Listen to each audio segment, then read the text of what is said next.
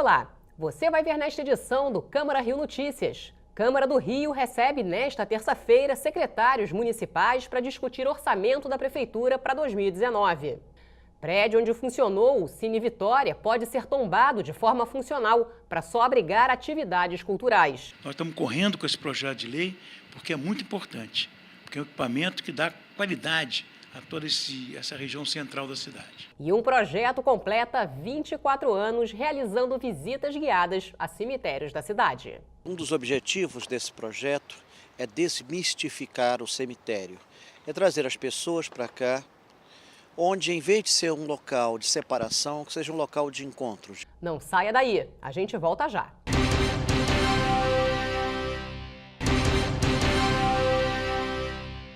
A gente começa esta edição falando sobre o projeto em tramitação na Câmara Municipal do Rio que prevê o tombamento funcional do prédio na Rua Senador Dantas, no centro, onde em décadas passadas funcionou o Cine Vitória. É o mesmo edifício que até pouco tempo abrigou a Livraria Cultura. O autor do projeto é o vereador César Maia. Se o tombamento funcional for aprovado, o imóvel só poderá ser utilizado para atividades culturais. Com a crise financeira, o comércio vai fechando suas portas. A insegurança e o abandono vão tomando conta das calçadas.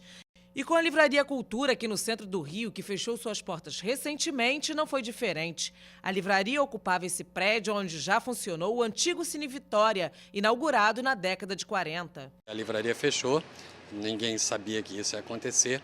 E, de fato, acaba diminuindo um pouco o número de pessoas, de trânsito de pessoas aqui na rua. A violência, que a casa fechada ali aumenta a violência, dia de sábado fechado, né?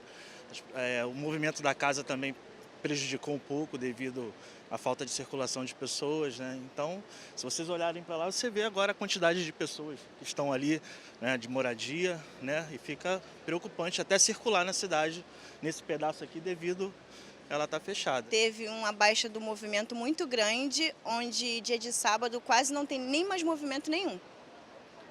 E por estar deserto, fica muito mais perigoso em assalto, em tudo. Eu fiquei 5 dias em estado de choque quando ela fechou.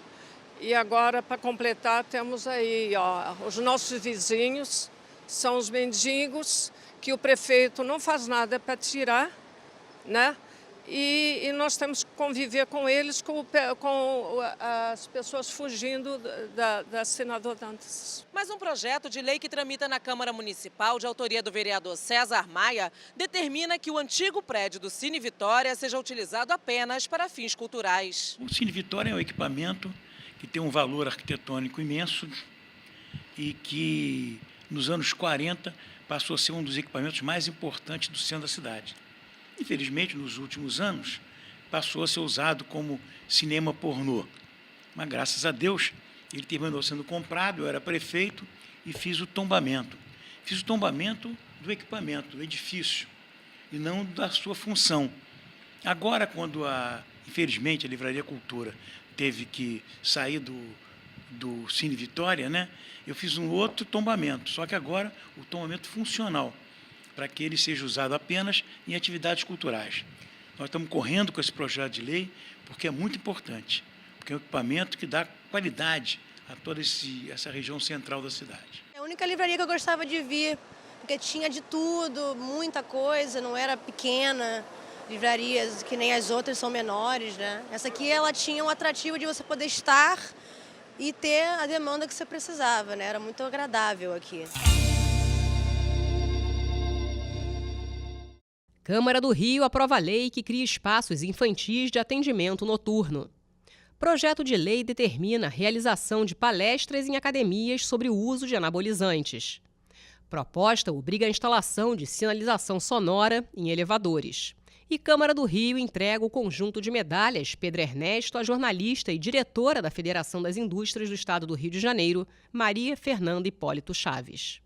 E a Comissão de Finanças e Orçamento da Câmara do Rio realiza nesta terça-feira mais uma reunião para discutir a receita e os gastos da Prefeitura relativos a 2019. O encontro deverá contar com a presença dos secretários da Casa Civil, Fazenda, Educação, Saúde e Assistência Social. Confira agora outras atividades previstas para esta semana no Legislativo Carioca. Terça-feira, dia 27 de novembro, debate público sobre a proteção de dados pessoais. E também na terça-feira, dia 27, serão realizadas várias reuniões. Reunião da Frente Parlamentar em prol da elaboração das políticas públicas para o desenvolvimento dos bairros sustentáveis e em prol do fomento e aprimoramento das políticas públicas municipais de educação. Reunião da Comissão Especial da População em Situação de Rua, reunião de encerramento e aprovação do relatório final da Comissão Especial da Rioluz, reunião da Comissão Especial do Carnaval, reunião do Grupo de Trabalho que discute o Sistema Municipal de Cultura, reunião da CPI da Conlurb, reunião do Grupo de Trabalho que discute o Sistema Municipal de Cultura e reunião da Comissão de Finanças, Orçamento e Fiscalização Financeira para discutir o projeto de lei que estima a receita e fixa a despesa do município do Rio de Janeiro para o exercício financeiro de 2019, com a presença dos secretários municipais de Saúde, Educação, Assistência Social e Direitos Humanos, Seconserma e Fazenda. Quarta-feira, dia 28 de novembro, reunião para análise e discussão do projeto de lei que altera a redação da Lei nº 691, com a presença da Secretaria Municipal de Transportes e equipe técnica. Quinta-feira, dia 29 de novembro, reunião da Frente Parlamentar de Análise e Aprimoramento das Políticas Públicas Desportivas Municipais e seu papel no processo de inclusão e promoção social dos cariocas. Audiência pública da Comissão Especial instituída para acompanhar, estudar e formular políticas públicas para o comércio ambulante no município do Rio de Janeiro. Sexta-feira, dia 30 de novembro, reunião do Conselho dos Direitos da Mulher da cidade do Rio de Janeiro, solenidade em homenagem ao Dr. André Rosa Leiras, delegado da Polícia Civil do Estado do Rio de Janeiro.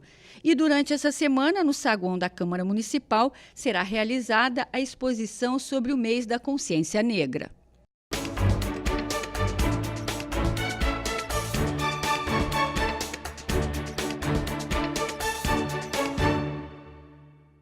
A minha mensagem é só de elogio. Eu tenho 2 anos na casa e com certeza, e passo para o povo que com essa mudança que está tendo na política, que pode confiar. Essa TV é a TV que não existe fake, é verdade. Quem gosta de acompanhar o Poder Legislativo, que confie e acredite. Não tem uma TV igual a TV Câmara, pode confiar. A TV Câmara é vista e ouvida por uma quantidade enorme de pessoas. Ela tem o seu valor no contexto das televisões. Primeiramente, eu gostaria de parabenizar a todos os membros da Rio TV Câmara pelos seus 15 anos de existência. É realmente, no Estado democrático, extremamente importante que os 3 poderes tenham visibilidade. Isso quer dizer o seguinte, que a população tenha a plena consciência, o conhecimento do que os membros do Poder Executivo, do Poder Legislativo e do Judiciário possam estar prestando esses serviços à população.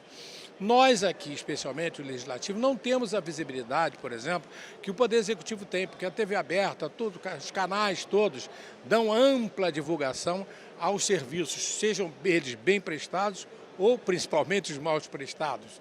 Mas nós da Câmara não temos essa oportunidade. O Poder Legislativo, composto aqui no caso da cidade do Rio de Janeiro por 51 vereadores, é praticamente impossível que as TVs abertas, aquelas mais populares, deem aquela ampla visibilidade que nós precisamos. Há vereadores, e eu aí falo em causa própria, que produzem muito para a cidade, mas que não têm a oportunidade de veicular isso para a massa. Nós conseguimos, através dos nossos assessores, através das redes sociais, até democratizar a informação. Mas, sem dúvida, a Rio TV Câmara presta um serviço inegável. Eu, por exemplo, tenho alguns casos que eu tenho que agradecer demais ao acompanhamento que vocês fazem no meu serviço. Eu presido 9 frentes parlamentares e a Rio TV Câmara sempre está presente, divulgando, me entrevistando, acompanhando os nossos trabalhos, que são de alto valor de espírito público. Então eu tenho toda a minha equipe e, claro, aqueles que me seguem têm a oportunidade de veicular, de ver aquele trabalho que é produzido através das frentes parlamentares. Mas também quando nós fazemos visitas ao campo, seja numa unidade escolar, seja num abrigo, lá está a Rio TV Câmara nos acompanhando também, mostrando o nosso serviço.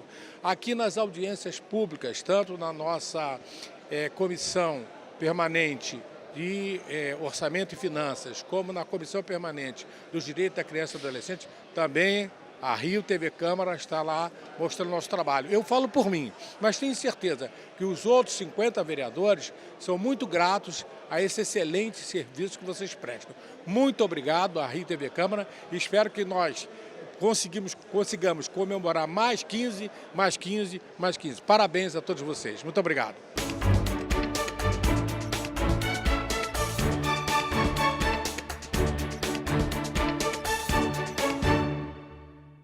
Começa nesta terça-feira o mutirão de conciliação do Procon Carioca, no estacionamento do Bangu Shopping. 30 empresas já confirmaram presença no evento, que terá representantes de bancos, operadoras de celular e concessionárias de serviços públicos. Segundo o Procon, entre as principais reclamações dos consumidores estão as cobranças indevidas e os pedidos de renegociação de dívidas. No ano passado, o mutirão garantiu acordo em 90% dos casos. O evento vai até quinta-feira, sempre das 10 da manhã às 4 da tarde. E você vai ver depois do intervalo, um projeto de visitas guiadas a cemitérios da cidade atrai cada vez mais interessados.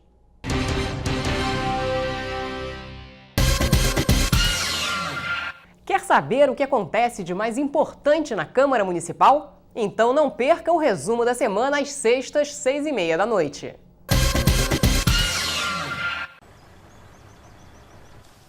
Oi, vai pra onde, amigo? Eu vou votar. Bora, entra aí. Nem tudo acontece como a gente quer. Eleitores que não puderam votar têm até 60 dias após o pleito para justificar no site justifica.tse.jus.br ou imprimir o requerimento no site do TSE e levar a um cartório eleitoral com título de eleitor e identidade. Votar é um direito seu. Justificar, um dever com a democracia. Eleições 2018. Justiça Eleitoral. Uma conversa sobre os principais assuntos da cidade. Fique por dentro das opiniões de especialistas e pesquisadores. Rio em Pauta, toda sexta, às 2h da tarde. Há 24 anos, o historiador Milton Teixeira iniciou um projeto que atrai cada vez mais interessados. Trata-se das visitas guiadas em cemitérios da cidade, uma verdadeira aula de história onde não faltam curiosidades. A visita guiada é no cemitério da Ordem Terceira da Penitência, no Caju, um dos mais antigos da cidade. Fundado em 1858, tem cerca de 11 mil pessoas sepultadas aqui. Nos túmulos estão inúmeras esculturas sacras esculpidas em bronze e pedra.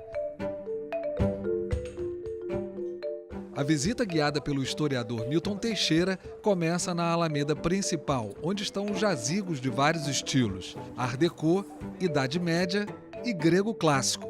Alguns têm vitrais e azulejos portugueses. Quem participa da visita guiada passa a conhecer a história de personalidades que viveram no Rio de Janeiro e foram sepultadas aqui. Uma boa parte da colônia portuguesa do período imperial, como o Barão de Vista Alegre, produtor de café, e o Visconde de Itaúna, que fez o parto da Princesa Isabel. O tour tem a participação do Grupo Cordel. Durante o passeio, atores caracterizados revivem alguns dos mais importantes nomes da história da cidade. A visita continua e novas descobertas vão surgindo.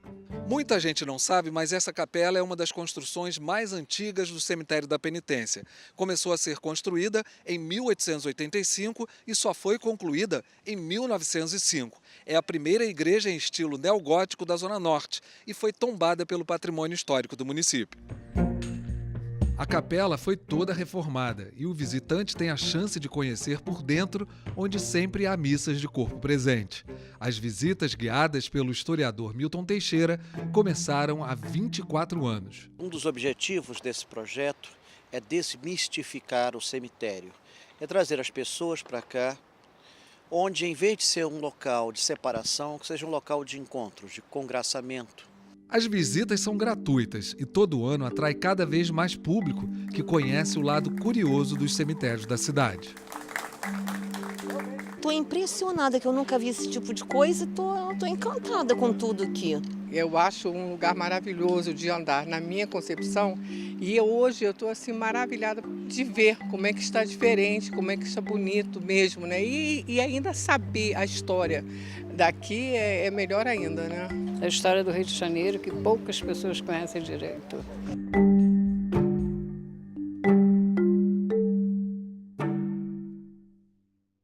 Um dos bairros mais tradicionais da zona oeste da cidade acaba de ganhar um documentário.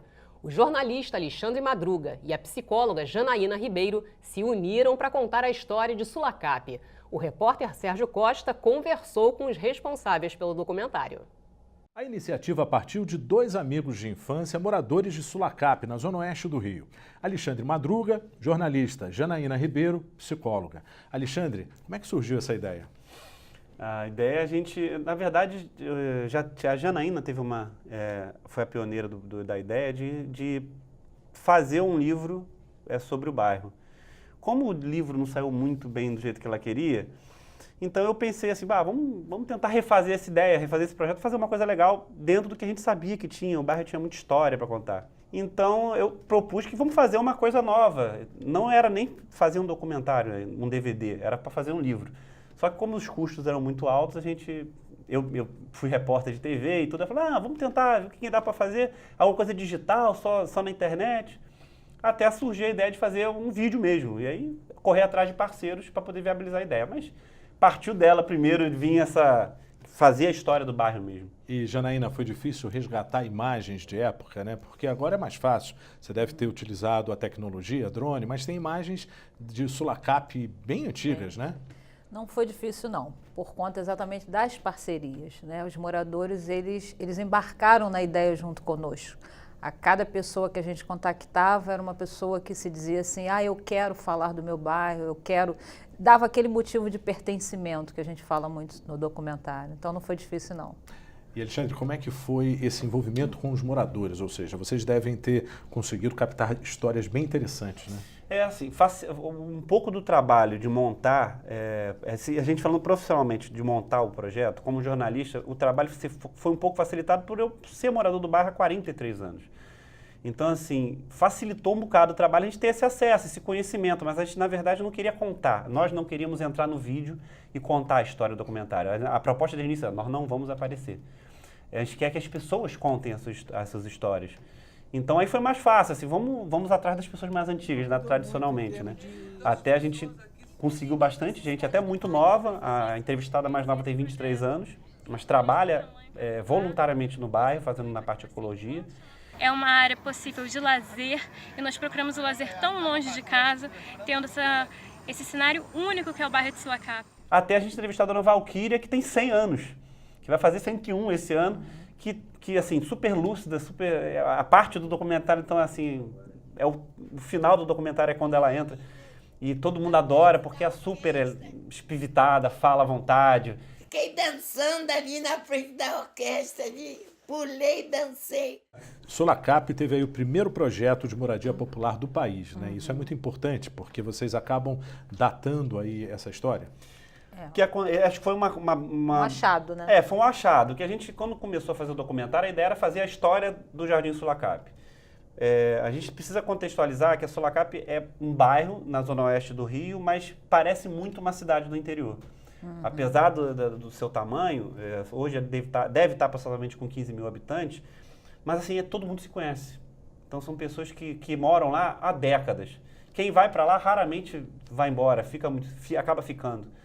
Então, quando a gente descobriu nas pesquisas junto com porque a Sulacap foi criada pela Sul América Capitalização. Na época, a Sul América Capitalização não existe mais. Hoje só existe a Sul América SA. Então, a Sulacap nada mais é que a abreviação de Sul América Capitalização. Sulacap. Então, a gente foi, obviamente, quem construiu o bairro, que foi a Sul América Capitalização, que foi contratada na época Na década de 40, a gente precisa lembrar que o Rio de Janeiro era o Distrito Federal.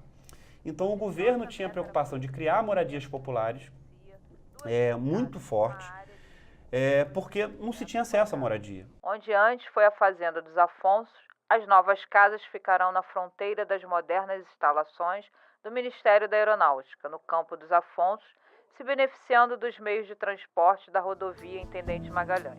A história começa bem antes, né? Embora seja muito do passado, mas vocês começaram em 1800, ali dando uma ideia de que era apenas uma fazenda, não é isso? Correto, a Fazenda dos Afonsos, né?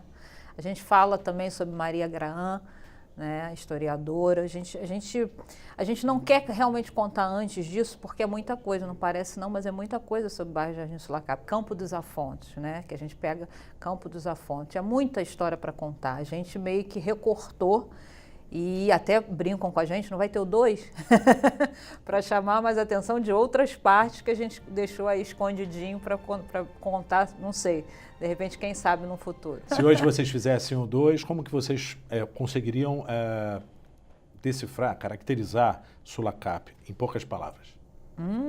Difícil te responder isso, né?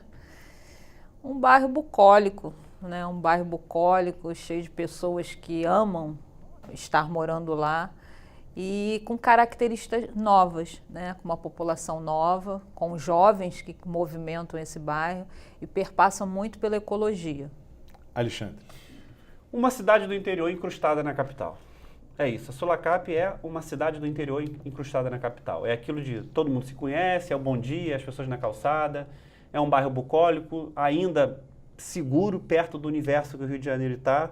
Mas assim, é um bairro, como o próprio morador diz, é um bairro fantástico para se morar e que a pessoa não quer sair de lá de jeito nenhum. Obrigado pela entrevista, parabéns pelo trabalho. Muito obrigada a você também. Ingrid, é com você. E o Câmara Rio Notícias fica por aqui. Obrigada pela companhia. Amanhã a gente se vê. Rio TV Câmara, 15 anos no ar.